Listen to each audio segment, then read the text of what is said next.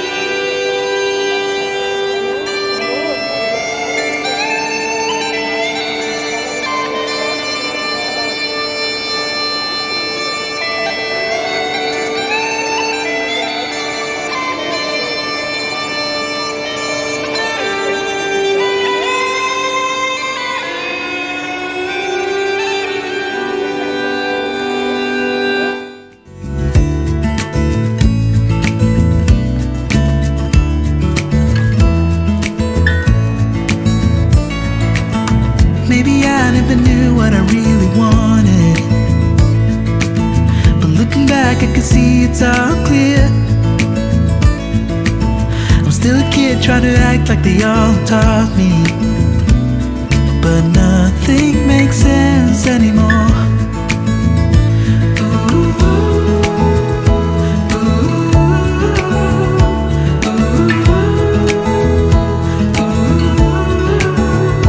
Oh, it hurts to grow up, 'cause nothing makes sense anymore.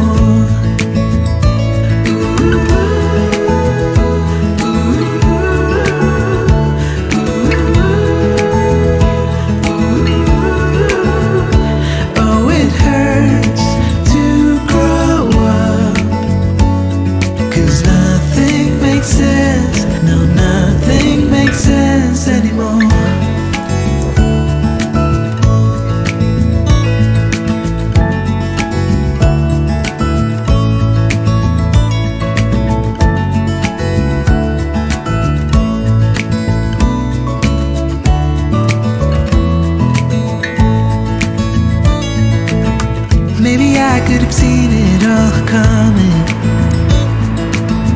that I wouldn't grow wiser for each day. Am I the only one lost in translation, where nothing makes sense anymore?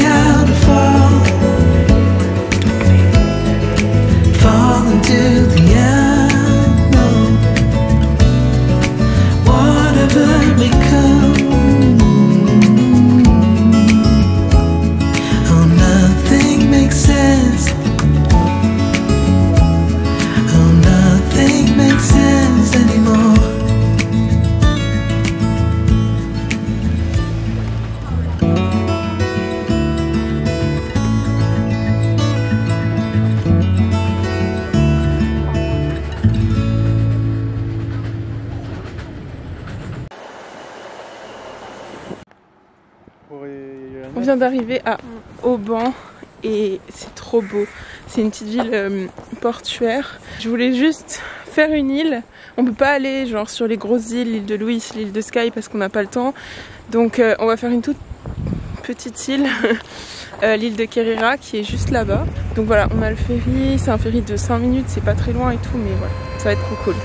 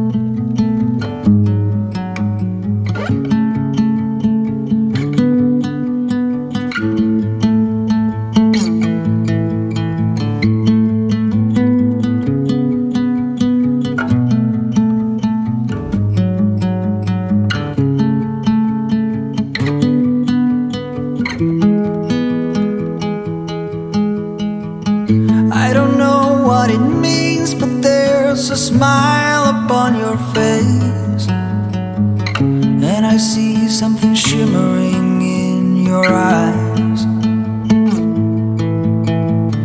And they say vous verrez que j'ai pas énormément filmé à Édimbourg après notre petit voyage de 3 jours à partir du moment où mon chéri est parti, parce que j'avais besoin de temps pour moi, pour profiter vraiment de ce voyage dont j'ai eu un peu du mal à profiter au début à cause de l'anticipation de la rentrée, etc. Et ces 3 jours de solitude un petit peu là-bas, ça m'a permis de me reconnecter avec moi-même déjà, mes émotions, ce que je ressens quand je suis là-bas, qui est tellement fort, et aussi avec cet endroit. Si jamais vous voulez quand même voir plus d'images d'Édimbourg, je vous invite à regarder mes vlogs de l'année prochaine. Et quoi qu'il arrive, j'y retournerai de temps en temps à travers les années. Mais je voulais pas vous quitter sans vous lire un petit peu ce que j'ai écrit à la fin de mon voyage et ce que j'ai appris. Notamment que l'Écosse, c'était cette année un endroit à l'intérieur de moi où je me réfugiais quand c'était un petit peu difficile. Et c'était un petit peu dur de réconcilier ce que c'était devenu cette année. Donc vraiment un endroit intérieur avec ce que c'est réellement, c'est-à-dire un endroit imparfait, réel surtout, et où je peux aussi parfois me sentir triste. Et ça, j'ai eu du mal avec cette idée. Et ça m'a appris beaucoup de choses en fait, de me sentir triste en Écosse aussi. L'année dernière, c'était vraiment un lieu de bonheur intense, de liberté et tout. Cette année, c'était des émotions un peu plus ambivalentes, mais ça m'a aussi appris une très belle leçon que je voulais partager avec vous dans la lecture de ce petit texte que j'ai écrit. Il est en partie en anglais, alors j'espère que ça ira. Si vous voulez, je pourrais le mettre dans un commentaire épinglé et le traduire, mais je l'ai écrit comme ça, à moitié en anglais, à moitié en français, donc je le restitue comme ça aussi à l'oral. En tout cas, je vous remercie d'avoir partagé ce voyage avec moi. Et je vous laisse pour le petit moment émotion. Scotland is my safe place. I change all the time, go through the motions. I'm happy, I'm sad, hopeful, hopeless. I am torment and movement. I flow and I fly, I fall and I rise. But that huge rock with a castle on top, it's immovable, imperturbable. It watches me change, but it doesn't judge. It doesn't jump scared. I might get hurt when I fall. It doesn't yell when I trip or let something fall and it breaks. It doesn't panic when I'm sad. It doesn't fear for the worst when I'm happy. It's just there, as it has always been and always will be. The only thing it says, this too shall pass. Rien n'est grave. L'Écosse m'apaise, comme le va-et-vient régulier et éternel des vagues sur la plage. Elle est changeante, comme son temps, mais permanente en même temps, comme moi. Elle me montre que le mauvais temps dans mon cœur ne me rend pas moins belle, que je peux pleuvoir et être magique en même temps. Elle me montre comme un miroir la beauté qu'il y a en moi, et l'amour inconditionnel que je lui porte, peut-être qu'il est un peu pour moi aussi.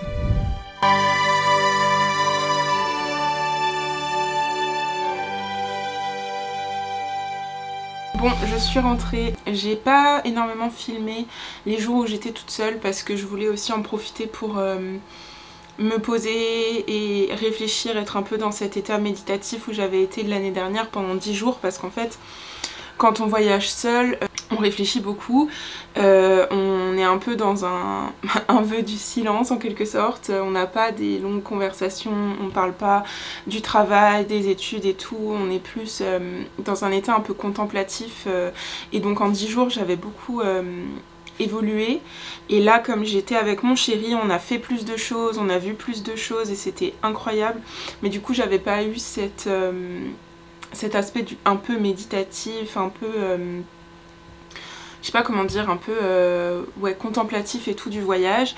Donc je voulais en profiter les 2 derniers jours pour faire ça. Surtout que j'ai pas non plus fait énormément de choses. J'allais juste dans mes endroits préférés, passer du temps, me poser dans des parcs, lire, écrire un peu dans un journal. Voilà, profiter tranquillement de la ville sans me mettre la pression pour visiter un max de trucs. J'ai quand même filmé la petite balade sur Holyrood où dans Holyrood Park, mais je suis pas allée jusqu'en haut d'Arthur Seat parce qu'en fait je me suis fait un peu peur. Il y avait beaucoup de vent ce jour-là et il pleuvait pas mal le matin et donc l'herbe était super mouillée et en fait à un moment j'ai vu un rocher et je me suis dit je veux m'asseoir dessus. Sauf que c'était pas un rocher qui était sur un sentier tout fait, donc j'ai escaladé dans l'herbe, mais genre littéralement j'étais presque à 4 pattes dans la pente à m'accrocher aux grandes pousses d'herbe et tout pour monter. J'avais peur de tomber parce que ça glissait. Donc après j'étais sur mon rocher et tout, mais je m'étais fait un peu peur. Et le truc c'était comment je descends et je rejoins le sentier. Donc en fait je suis pas descendue, je suis montée plus haut. Et j'ai rejoint le sentier au-dessus. Après c'était plus facile parce que c'était un peu... Enfin c'est rocheux donc c'était plus facile d'avoir des prises et tout. Et c'était un peu moins pentu.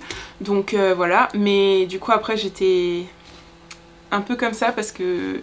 Ouais, j'étais sortie des sentiers battus, littéralement, et ça m'avait un petit peu stressée, donc voilà, et il commençait à être un peu tard, j'avais besoin d'aller aux toilettes et tout, donc je suis pas allée jusque sur Arthur Seat, mais j'ai fait un petit tour quand même à Holyrood, et c'est vrai que ça vaut le coup, c'est très beau, un petit lac, et la vue est vraiment sympa, donc voilà, si jamais vous allez à Édimbourg, je vous recommande de faire ça. Donc bon, j'ai pas énormément filmé à la fin, mais j'ai profité aussi pendant la vidéo, du coup, des réflexions que je me suis faites ces 2 derniers jours toute seule à Édimbourg. Donc ils font aussi partie de la vidéo juste différemment. Et je me suis dit qu'on pourrait finir la vidéo sur un petit book haul parce que vous avez pu voir que je suis allée faire pas mal de librairies et en fait j'ai ramené pas mal de livres. Comme mon chéri était avec moi, j'ai pu mettre la moitié ou en tout cas tous ceux que j'avais achetés jusqu'à ce qu'ils partent dans sa valise et du coup j'en ai quand même pas mal. Oups, l'année dernière je pense j'en avais ramené 3 ou 4, là j'ai le double. Il y a des livres d'occasion, il y a des livres neufs. Je profite un peu d'être là-bas quand même pour acheter des livres que je trouverais pas ici. Et en anglais, donc enfin des livres qui sont peut-être même pas encore traduits, je sais pas. Alors je sais pas comment trop faire ça, je pense que je vais le faire par librairie. Donc la première c'est le Waterstones, j'ai acheté 4 livres là-bas. Si vous connaissez pas, en fait c'est une chaîne de librairies en Angleterre. Et les trucs c'est des châteaux à chaque fois. Il y a 3 étages dans celle d'Édimbourg, dans celle d'Édimbourg, c'est absolument magnifique parce qu'il y a un café en haut qui donne sur le château et tout. Bon, il y a rarement de la place, donc moi je vais plutôt au Starbucks à côté, même si c'est du Starbucks, le café est moins bon et tout. Mais il est gigantesque, il y a beaucoup plus de place et il y a la même vue, donc en général je vais plutôt là-bas parce que c'est toujours blindé de touristes et un peu de locaux. Mais en fait en août il y a aussi beaucoup de touristes à cause du Fringe, le festival des arts scéniques qu'il y a là-bas et des arts de rue et tout. Et du coup bon, les trucs un peu touristiques faut éviter. J'ai réussi le dernier jour à aller au Milkman, pas celui qui est en haut de Cockburn Street qu'on voit toujours sur les reels, celui qui est vertical comme ça, l'espèce de tour, mais le Milkman du bas de Cockburn Street, il y en a 2 du coup, et j'y suis allée vraiment 5 minutes après l'ouverture, donc j'ai encore réussi à avoir une place, mais c'est la première fois que j'ai réussi à avoir une place là-bas. Mais bon, c'était un peu sur ma bucket list à faire cette année, donc j'ai réussi, c'est cool. Bref, donc je disais, oui, le Waterstones, il est gigantesque, il est magnifique.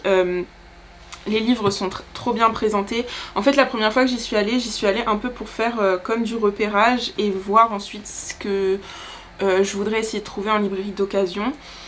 Après j'ai pas vraiment trouvé ce que je cherchais dans les librairies d'occasion, donc j'y suis retournée et j'ai acheté quelques livres là-bas. Qu'est-ce que j'ai acheté là-bas? C'est un livre que j'ai jamais vu en France et que je pense j'aurais pas trouvé. C'est la suite de un livre que j'ai lu en début d'année et que j'avais adoré, The Shadow of the Wind, L'ombre du vent de Carlos Ruiz Zafón. Et donc là j'ai trouvé le 2e tome de la saga qui s'intitule The Angel's Game, oui c'est ça. L'édition est trop belle. Alors il y a un petit peu une couverture qui ressemble à ce qu'il y avait sur le premier et il y a un petit peu du... je sais pas comment dire, ça brille là, les mots et tout, et je trouve c'est trop beau. Ils avaient évidemment tous les tomes, parce qu'il y a 4 tomes, mais bon, place limitée dans la petite valise bagage cabine, donc j'ai pas pu tout acheter. Mais en tout cas je suis trop contente d'avoir la suite, j'ai trop hâte de le lire, de retrouver le cimetière des livres oubliés et tout. Et je sais pas si on retrouvera les mêmes personnages, mais bon, en tout cas on sera de nouveau dans les rues de Barcelone. C'est vraiment des livres pour les gens qui aiment les livres. Donc voilà, je sais pas du tout de quoi parle celui-là, mais je pense que c'est un petit peu aussi un mystère. Enfin, c'est toujours un petit peu ouais, des mystères un peu gothiques, mais qui se passent à Barcelone, et toujours autour des livres, donc voilà, j'ai trop hâte de le lire. Mais j'aimerais bien le lire en octobre, voilà, parce que c'est toujours les vibes un petit peu octobre-automne, Dark Academia et tout. Bon, ensuite le deuxième livre que j'ai acheté, c'est aussi un peu une detective story ou un mystère qui s'appelle The Daughter of Time de Joséphine Tey. C'est un livre qui a été écrit au tout début des années 50. Et enfin, ça m'a un petit peu surpris quand j'ai vu ça, parce que je trouve qu'avec la couverture on dirait un livre super récent et tout, genre un petit peu fantasy. Mais en fait pas du tout, c'est un livre qui ressemble un petit peu à un Dan Brown, dans le sens où en fait on suit un policier qui est alité parce qu'il s'est cassé la jambe ou je sais pas quoi. Je crois pas qu'on sait comment. D'ailleurs j'ai commencé du coup dans l'avion hier. Et il s'ennuie profondément. Une de ses amies qui lui propose d'essayer d'élucider pour s'amuser et se distraire un mystère de l'histoire, et il se penche sur le mystère de Richard III et donc de ses deux neveux qui ont été emprisonnés dans la tour de Londres et dont le corps a été retrouvé. Ils ont disparu et leur corps a été retrouvé une centaine ou 200 ans plus tard. Vous savez quoi, je vous en parlerai dans le vlog.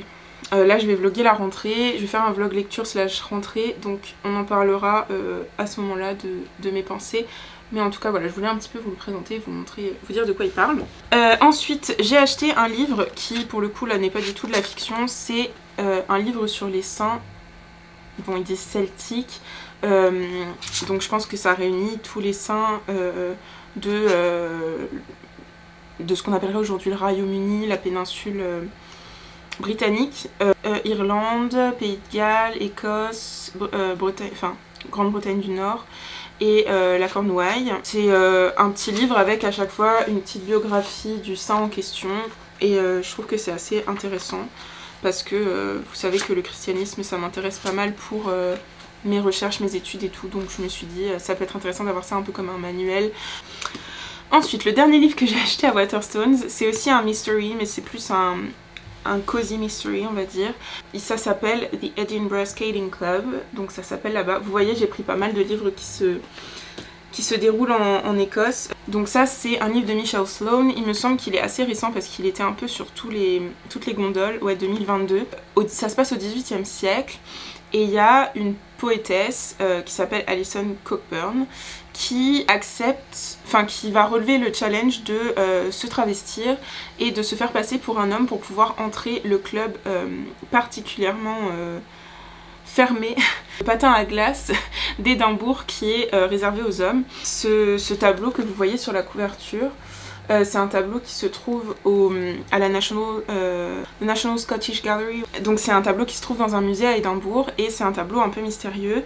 Et en fait du coup il y a deux récits dans le livre. Un où on suit du coup la jeune poétesse qui s'infiltre dans le club, et un autre où une historienne de l'art s'interroge sur le tableau. Et donc voilà, ça devrait être assez passionnant, enfin je l'espère en tout cas que ça le sera. Je l'ai un peu acheté sur un coup de tête à la dernière minute hier avant de partir, parce que je l'ai vu toute la semaine dans toutes les librairies et je me suis dit bon, peut-être que c'est bien et ça pourrait être sympa de lire ça peut-être en hiver. Le dernier livre que j'ai acheté à Édimbourg, je l'ai acheté dans une boutique de souvenirs. J'en voulais un de livres comme ça, je sais pas si celui-ci est le meilleur que je pouvais trouver, mais bon je pense que c'est à peu près pour tous la même chose. En fait c'est un livre de récits traditionnels, de récits folkloriques écossais, donc il y en a d'un peu partout, de toutes les régions.